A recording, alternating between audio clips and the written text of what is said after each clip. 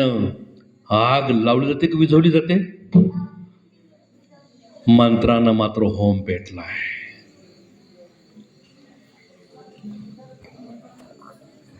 मित्रांनो, ध्यानात असू द्या,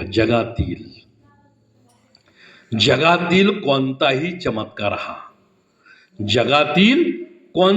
चमत्कार हा एक तर रासायनिक अभिक्रिया असते, चलाकी तरी असते, पण माझ्यासारखा बदमाश तो दैवी चमत्कार असल्याचा दावा करून तुमच्यासारख्या भोळ्या बावड्यांना फसवून जात असतो.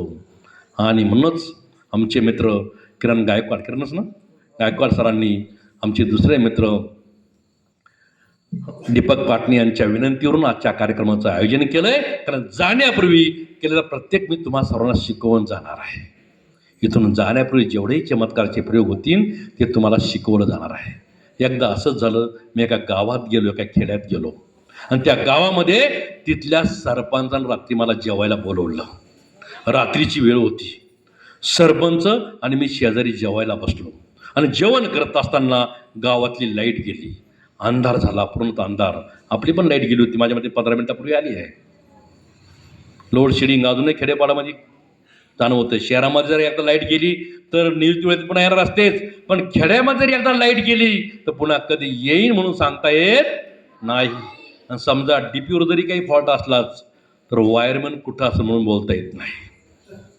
सरपंच मनाला खानाला विचार करायला पाहुणा आपल्या घरी आलाय, जेवण करतोय, लाईट गेली आहे. त्याने घराचं नाव खंडू होतं, जा खंडू घरातून काहीतरी दिवा चिमणी शोधून आण.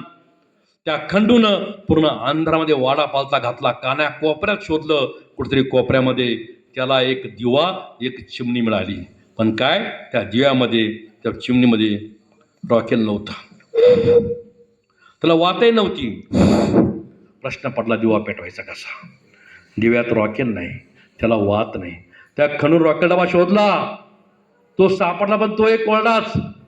नाहीतर रॉकेलचा फार काळा बाजार व्हायला लागला होता. निळाचं पांढरं करून दाम दुपटीने विकलं जायचं, त्यामुळे ते खेड्यापर्यंत पोहोचायचंच नाही. म्हणून गेल्या 4 वर्षापासून राशन रॉकेल आलंच नाही.